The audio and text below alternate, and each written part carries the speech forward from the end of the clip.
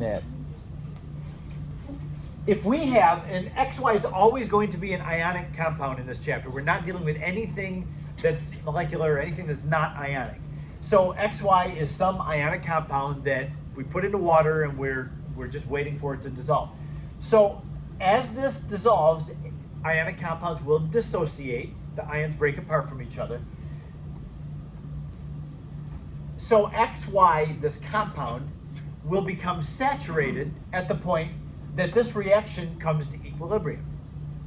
That means that it's saturated. Equilibrium means the progress forward stops, and I shouldn't say the progress forward stops. The reverse reaction and the forward reaction are equal in their rate, so that when we get to this point in the reaction, no more of this compound XY will dissolve. So that's what it means to be saturated. Saturated is the point at which this reaction comes to equilibrium. When you have a sodium compound, it goes really, really far to the right and then stops at equilibrium. Sodium and group 1 compounds, if you know that a compound is soluble, that does not mean that it will have infinite solubility. You can't just put like 1,000 kilograms of sodium chloride into water, like 1 liter of water, and expect it to dissolve. It won't. Everything, even when it's soluble, will eventually come to equilibrium. But in this chapter specifically, we look at things that in the first place aren't very soluble. Okay, now we use the term solubility all the time. There is a specific definition of this word. Solubility represents what the concentration of the solid that has dissolved. How much of the solid has dissolved? How much in terms of molarity has it dissolved at equilibrium? So when the reaction gets to this point, the amount of this that is broken into those two things, that would be called the solubility. And it's measured in molarity. Then we have our K value.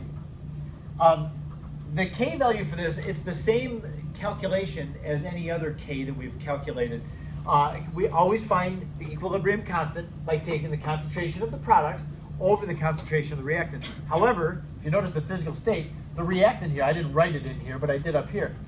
The reactant is a solid every time. So the KSP, SP stands for solubility product. It just means multiplying the ions together. Product does. It's the concentration of that times the concentration of that divided by 1, because we don't have any aqueous reactants. So it actually is a simpler K calculation than what we've had in the last several chapters, because you won't have any denominators when you do the KSP. So yeah, we've had lots of K designations. We've had KSP, and then there was last chapter KA and KB, KW. We had KP and KC. We've got lots of Ks. So yeah, when we talk about KSP, we're looking at the solubility constant, how soluble it is. So something that has a big K value is very soluble. A low K value means it's not very soluble. So I'm going to just go through several example problems with you today.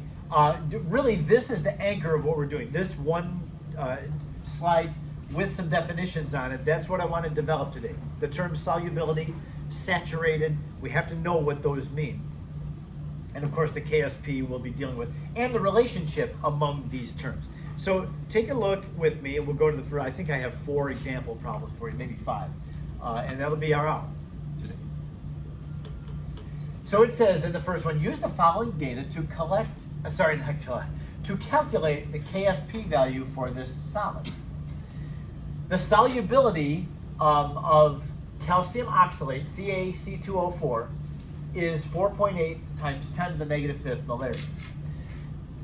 When a problem gives you the solubility, they're talking about this thing right here. The amount of the solid that dissolves. That represents the solubility. Now I want you to take a look at the way I've designated, not the box. We're used to having a box in an ice table. A box is like what we're trying to find. That's not really what we're trying to find in this. The question is asking us for the KSP. But I do want to make it clear that when you're given a problem, if it asks about, or if it asks you to calculate the solubility, we're talking about the amount of the solid that has dissolved. That goes right along with this definition. The solubility of XY is the concentration that has dissolved. It's given to us in this one, so what it's saying is the solubility is negative 4.8 times 10 to the negative fifth molarity. I'm writing real small to try to fit it in there. I put a dash here on the I line though. Keep in mind that this reactant is a solid. The solid means that there is none of it dissolved. So it doesn't have a concentration. Some of the solid dissociates into these two ions, and the solubility represents the amount of the solid that has dissociated. It's the amount of the solid that's not any longer there as a solid. But when you have the initial line and the equilibrium line, even the equilibrium line, I don't have it in there, but I'm about to put one, we are still talking about, ice table should have the unit molarity. It represents concentrations of everything. Solids do not have a concentration. A concentration means how much is dissolved. Since it's a solid, that part is not dissolved. So the equilibrium line for a solid will always be undefined. It doesn't have a value. Don't put 0. It means it does not have a concentration.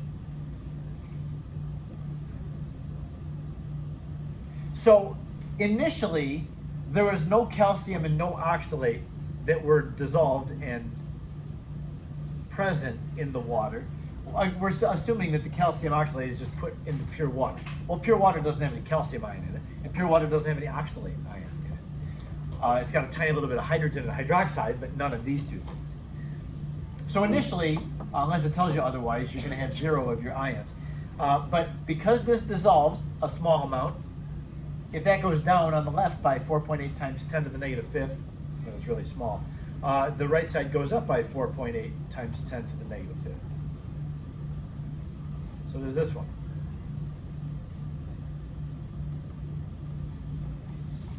So at equilibrium, these both are, and this is a lot of redundancy here.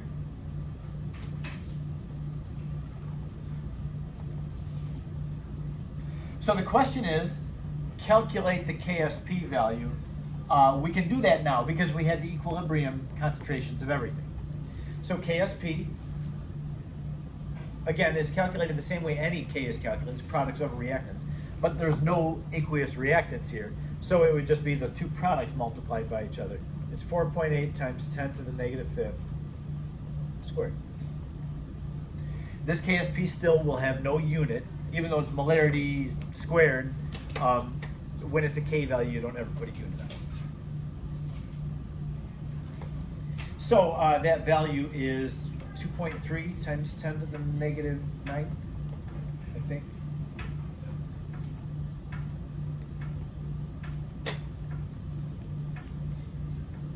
So obviously, the lower the K value would indicate the less soluble a compound is. So you know that when we were talking about Ka, the higher the Ka, the stronger an acid is, the more it goes to the right. Well, the lower a KSP value, the less soluble a solid is. Okay, so again, the whole idea of today is just getting used to the terms solubility, saturated, and so on. Yes? Yeah, I have. It's another appendix in the book. It's right after the KB table, I think, is a whole page of KSPs. And yes, you'll get that on the quiz. You won't have to memorize anything on there. Most of the problems will give you the KSP value. If they don't, you'll have it. Okay, let's go to the next example. So this one is from the book. It says the concentration of silver in a solution saturated with Ag2C2O4, another oxalate compound, silver oxalate this time. So the silver ion concentration is 2.2 times 10 to the negative fourth. Calculate the KSP value. Okay, so this is not the same problem. This time they're giving us one of the ion concentrations when it gets to equilibrium, and then it's asking us for the KSP. For all of these, I do recommend that you write out a chemical equation. The chemical equation is just the dissolving of the solid. So our solid in this case is Ag2C2O4, and that's going to dissociate into and come to equilibrium. This is the first time now in 2 full chapters that you don't have all ones for coefficients. Now, the charges are +1 on the silver, -2 on the oxalate ion, so we need 2 of those silvers. So when this thing dissociates, you're going to get 2 silver ions. So this is something that you're going to have to be on the lookout for, especially at the beginning when you start doing the exercise. You don't have all ones for coefficients. Now, you've gotten used to having ones for coefficients, and that makes it very simple. But they'll be sneaky sometimes. Just watch out and don't always assume that you have ones for coefficients. Okay, so our ice table is going to look like this. And this thing is balanced. So be on the lookout for that. Oops. Filling out the ice table, what does it tell us here? It says the concentration of silver in a solution saturated with this silver oxalate is 2.2 times 10 to the -4. So what they're giving us is this value down here. They're telling us that when this thing gets to equilibrium, concentration of silver is this. Then the question, what is the KSP value? So we know that the KSP is going to be found by taking the products, Ag squared times C2O4 over 1. So we have the silver ion concentration, that's given to us. What's the oxalate concentration? What is it? Half of that. Half of that, yeah. They're going to dissociate in a 2-to-1 ratio. We don't need to fill out the rest of this. The oxalate is going to be 1.1 times 10 to the -4th. That really is all that we need in this ice table. And we've got our in equilibrium concentrations, those things. The Ag2C2O4 over here does not have a defined concentration, it's a solid. So that's it. The KSP is going to be 2.2 times 10 to the -4th squared times 1.1 times 10 to the -4th.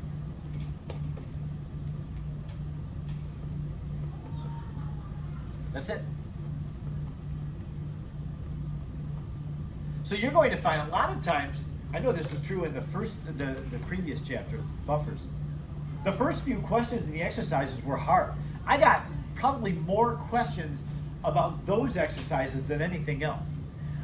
Like number 21, 25, when you had to add like 0.02 moles of hydrogen ion to the four solutions that were given to you. That a lot of people were getting hung up on those. In this chapter, the beginning will be you'll just zip through the first chapter, the first several problems, because they're pretty simple like this. So anyway, the KSP, just going to multiply that, and don't forget the square, times that. I can't remember what you get, 5.3. 10 to the -12th. Thanks. Yes? In this case, would the solubility be 1.1 times 10 to the -4 or 2.2 times 10 to the -4? Yes, the solubility is this thing right here, the amount that it goes down. It would be 1.1 times 10 to the -4. That was your first guess, that was right.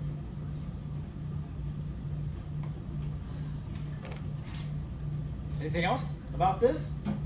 Okay, let's see if we can have something more challenging. Number 37, at least 37A. The KSP for silver sulfate, Ag2SO4, is 1.2 times 10 to the -5. Silver sulfate is somewhat soluble. This is not bad for solubility. We'll see that when you look at the KSP table, there's some KSP values of like 10 to the -40th or whatever, so they're very, very insoluble things. So this, comparatively, that's pretty soluble. So we calculate the solubility of silver sulfate in water. Now remember what solubility is. When we give the chemical equation for the dissolving of silver sulfate,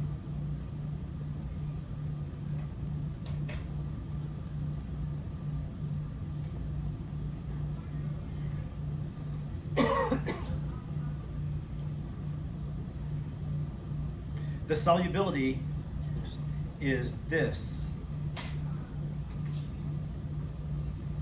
term. Solubility represents the amount of the solid that has dissociated. Now it gives us the KSP value. So we're going to have to do an ice table in terms of X in this case. So initially on the I line, the silver sulfate is a solid, it doesn't have any concentration. Silver ion initially is 0 and the sulfate ion initially is 0. The reaction is going to proceed to the right because you can't end with anything having 0 concentration at equilibrium, so it'll have to go to the right. So that means that the silver sulfate is going to go down by X as the products, the silver goes up by 2X and the sulfate goes up by X. So that at equilibrium, the solid doesn't have a concentration, silver is 2X and the sulfate is X. So solving for X is going to be our answer. That will be the solubility. Now we're given the KSP. KSP in this case is equal to 1.2 times 10 to the negative fifth. And that's equal to the silver ion squared, which is 2X, that gets squared, and then times the sulfate ion, like that. What does the right side reduce to? It's 4X cubed, right? So, yeah, we're going to have to solve for X here. Take the K value, divide by 4, and then take the cube root. And it turns out to be not too ridiculous of a solubility. Again, it's nothing. It's like 0.014, I think.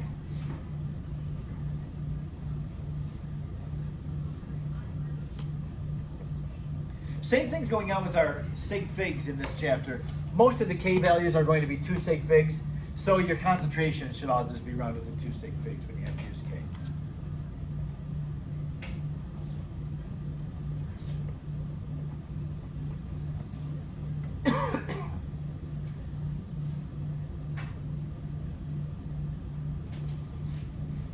Make sense? So yeah, we're finding either solubility or a concentration of something when you have a KSP value for something dissolving, and this is just more of the same.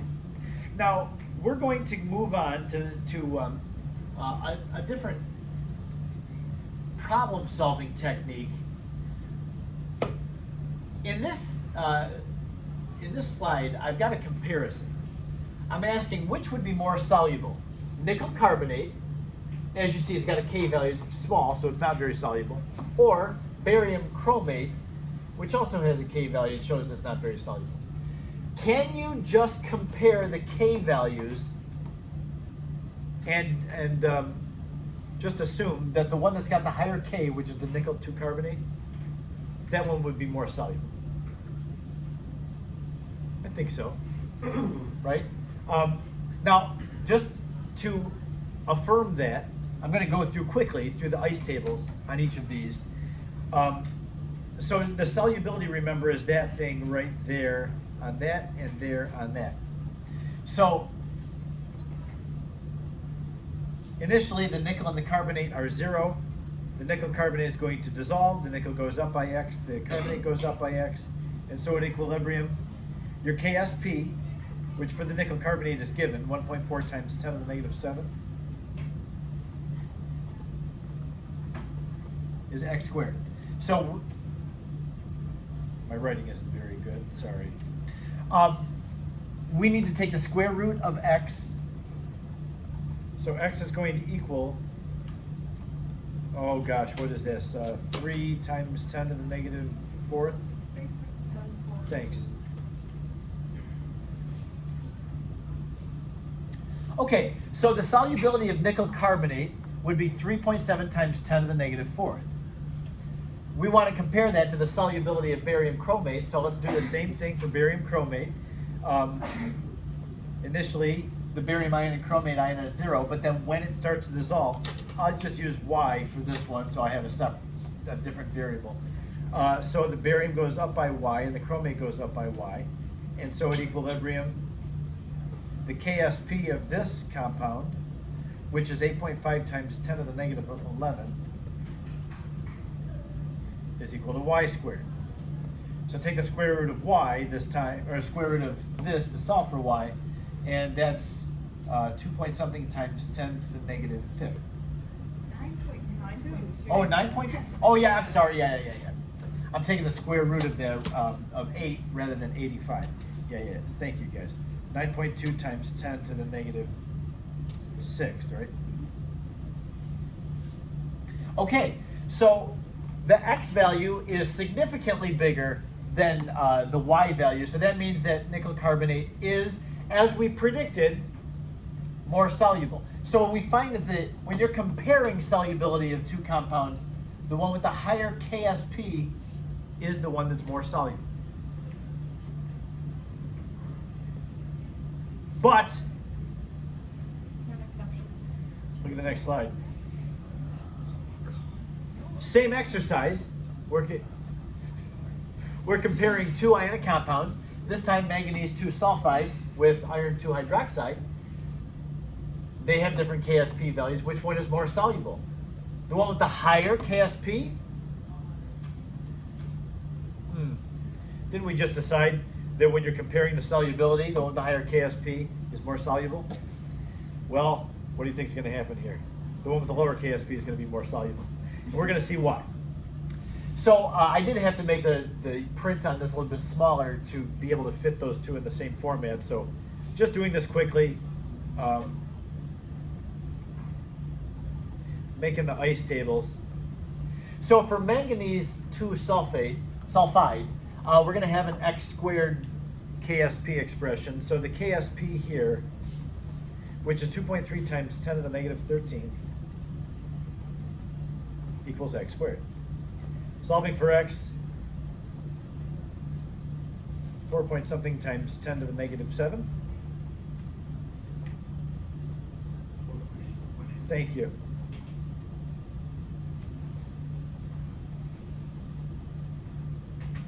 So this one has a solubility of 10 to the negative 7th.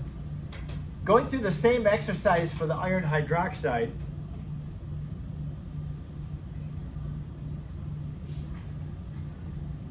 see the difference here?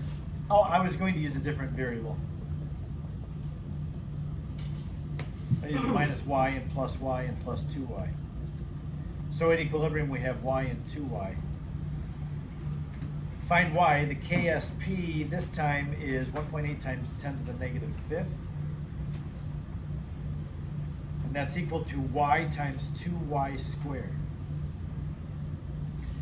Yeah, so for this one we were taking a square root. For the MNS we were taking a square root to find the solubility. This one we're taking a cube root. Ugh. Yes? It's negative 15, thank you. Good catch, appreciate it. Thank you. Okay, so now, anybody calculate the y? Thank you. Okay, so we find this one is more soluble, even though it had a smaller K value.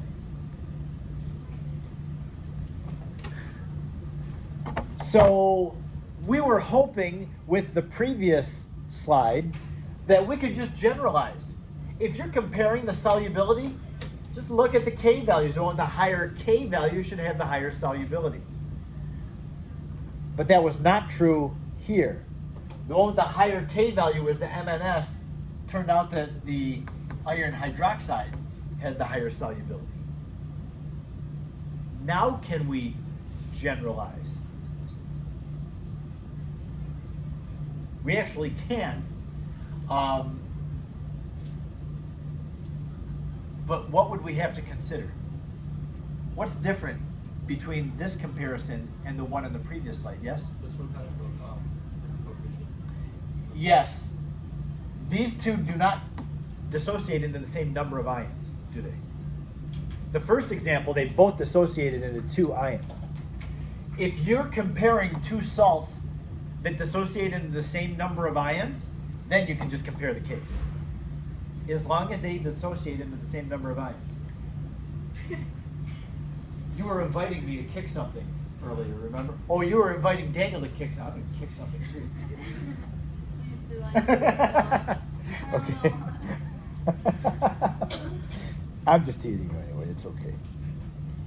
It was a nice, relaxing time off, and now we're doing solubility. Okay, so when you are comparing the solubility of 2 salts that don't dissociate in the same number of ions, then you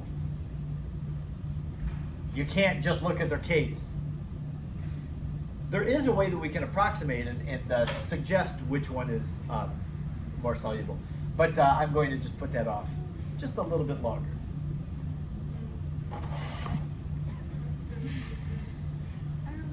One last thing, and then we're going to be done for today.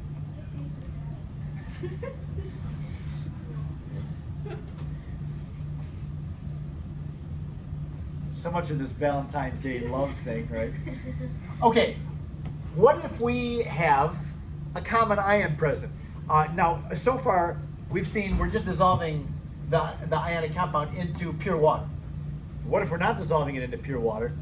Then we're going to involve the common ion effect. So this question is number 39, so we're getting farther along in the exercises, and then you'll come across things like this. This is still not terribly difficult. Calculate the solubility of calcium phosphate. Look at this KSP, 1.3 times 10 to the negative 32nd power, so not very soluble on this. But it's not being dissolved in pure water. It's being dissolved into a 0.2 molar solution of sodium phosphate. Now we know something about sodium phosphate. It's a sodium compound. Sodium compounds, you put them into water and they dissociate readily. So we're talking about the solubility of calcium phosphate. I'm going to write a chemical equation for this.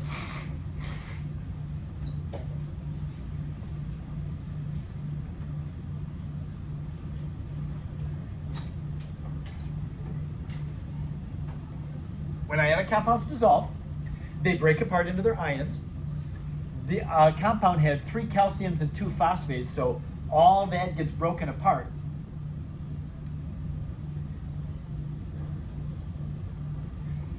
There is not a reaction taking place. If you were tempted to say, oh, I see what's happening here, calcium phosphate is reacting with sodium phosphate, because you have 2 different compounds. Don't think that you're going to do this. This would be wrong. They're not reacting with each other. What are you going to get when you react these 2? You're going to get calcium phosphate and sodium phosphate. Double replacement reaction, you get the same thing. So this is not what's happening. What's happening is calcium phosphate is struggling to dissolve anyway because it's got such a low KSP value. But put on top of it the fact that we have an initial concentration of the phosphate ion. It's not 0 initially. It's 0.2. Calcium initially is 0. Nothing in this question says anything about there being calcium at the beginning. So this is what we have to do. If you have one of your ions, one of your product ions, there's already a concentration of it there. Put that into the I line, the initial line.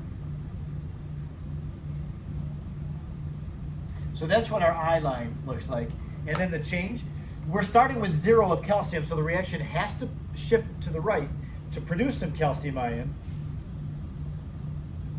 So yeah, this reaction is going to shift to the right. The left side goes down by x, the right side, that goes up by 3x, and the second product goes up by 2x, using the coefficients.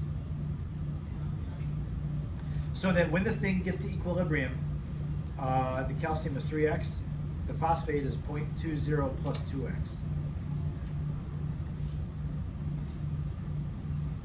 Now if you're a normal person, immediately you start questioning, Do we still assume the 5% rule? Can we neglect that plus 2x term? Yeah, sure you can. Tell me something about the size of x. It's small. It's really small. Look at that k value. 10 to the negative 32nd power. So it goes to right just a little minuscule amount. So that means that if I start with 0.2 and add a minuscule amount to it, it's very close to 0.2 still. So when we do the KSP equals 1.3 times 10 to the negative 32nd, and that's equal to 3x quantity cubed times 0.20 plus 2x quantity squared. We can be very thankful for the 5% rule, which means that we don't have to evaluate an x to the 5th polynomial and find the 5 roots for it, and the one out of the 5 roots that makes physical sense. So we just do this, and the problem is very easy. What is 3x quantity cubed? Just that part. I all the time have people say, oh yeah, 3x cubed is 9x cubed. No, 3 cubed is not 9. 27. Careful with your cube numbers.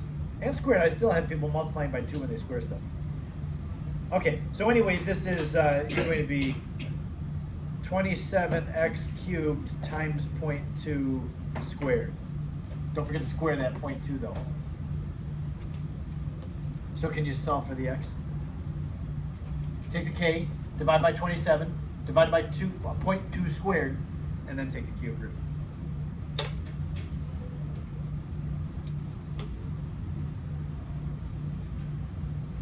Everybody have it?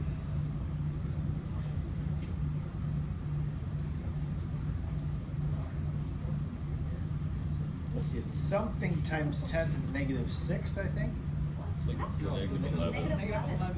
Oh, because I was taking the 5th root still. Sorry. Thank you. Well, I just estimate. I was thinking still x to the 5th power, so I was taking the 5th root of that. That's where I got 10 to the negative 6. So, yes, 10 to the negative 11. So, thank you for that. So yeah, the calcium phosphate dissolves just a little tiny smidge when there's, I mean, it's a small solubility anyway, but put some product in there initially and it goes to the right even less. So yeah, just a tiny, tiny little concentration of calcium phosphate. So I believe tomorrow's reading assignment is about how the pH, I'm looking outside and something just, I think our maintenance guy Richard is up on the roof doing something. Maybe it's a forklift on the other side. Anyway, that just caught my eye. The reading assignment is how the pH affects solubility. A conceptual topic, and this is not something that you're reading and learning for the first time. You're all very aware that there are 6 anions that are not affected by hydrogen. They cannot accept a hydrogen. You know what those 6 anions are. The 6 anions are the strong acids that are never, ever getting back together with hydrogen. All other things that are trying to dissolve will dissolve better in acid. So just read it, understanding that I am not learning this for the first time. I'm just applying my understanding to a new context. So read it a couple times at different times. Go home and read that short couple of paragraphs, then set it aside and do your thing for the rest of the afternoon, and then read it later as well. And hopefully you say, oh yeah, this makes sense. This is what we've learned before. Yes. I hope.